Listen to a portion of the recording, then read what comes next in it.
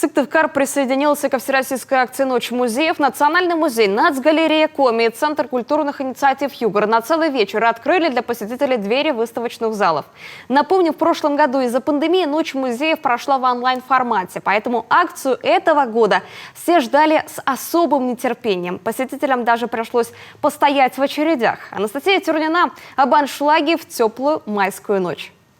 На площадке рядом с пересечением улиц Ленина и Коммунистической импровизированная сцена.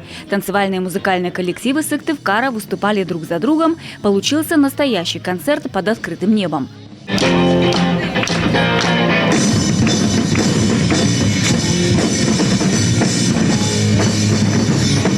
На порогах всех 5 зданий Национального музея, ему, кстати, в этом году исполняется 110 лет, посетители стоят задолго до открытия.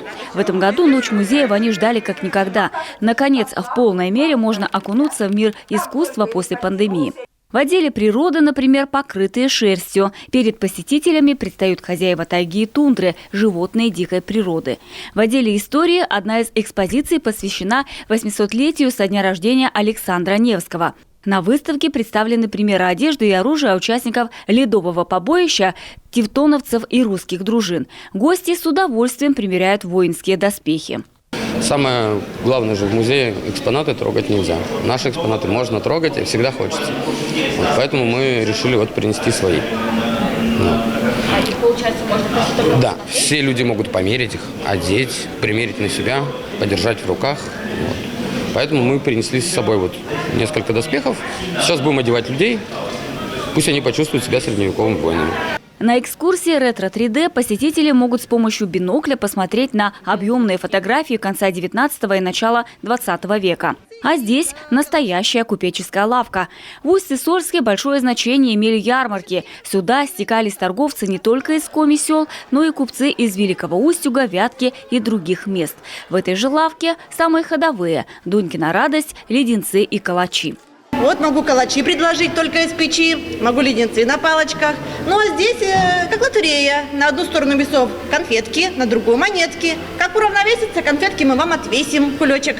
Космосу посвятили целую выставку в Доме-музее имени Ивана Морозова. В этнографическом отделе тоже рассказывают о Вселенной, но с необычного ракурса. В центре мироздания – дом или коми-изба. Сегодня мы предлагаем нашим посетителям посмотреть и звездное небо. Они как будто бы окажутся в мини-планетарии. Задуматься о том, что же это такое было представление древних людей, и понять, откуда появились мифы, и вспомнить космогонические мифы у коми-зырян. И также побывать в крестьянском доме, хотя большинство уже, наверное, бывали в нашем крестьянском доме, нашей экспозиции. Но в этот раз мы предлагаем им посмотреть на дом не как просто жилое пространство, а что дом – это своего рода микрокосмос. А еще лекции, мастер-классы, интерактивные игры на любой вкус посетителя. У «Ночи музея» уже есть свои поклонники, но в эту ночь немало и тех, кто впервые принимает участие в акции. Музей – это совсем не скучно, а это все время такое живое пространство. И фактически, когда мы открываем каждый раз выставку, мы предполагаем, что на этой выставке будут работать не только сотрудники музея, но и разные посетители, от самых маленьких. Всегда мы рады видеть молодежь в наших залах. Но и люди третьего возраста также очень комфортно чувствуют себя у нас в музее. В Национальной галерее тоже своя программа. Гостей встречает выставка лоскутного шитья. Это разнообразие авторских подходов, техник создания картин из кусочков ткани. Для любителей изобразительного искусства – картины разных эпох и авторов. В Центре культурных инициатив «Югор» выставка «Искусство раненой души» мексиканской художницы Фриды Кало. И мастер-класс по рисованию натюрморта гуашью. И это лишь основное, чем порадовал День открытых дверей искусства посетителей.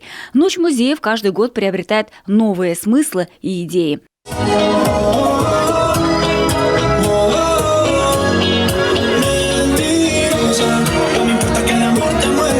Анастасия Тюрнина, Марина Ладанова, телеканал «Юрган».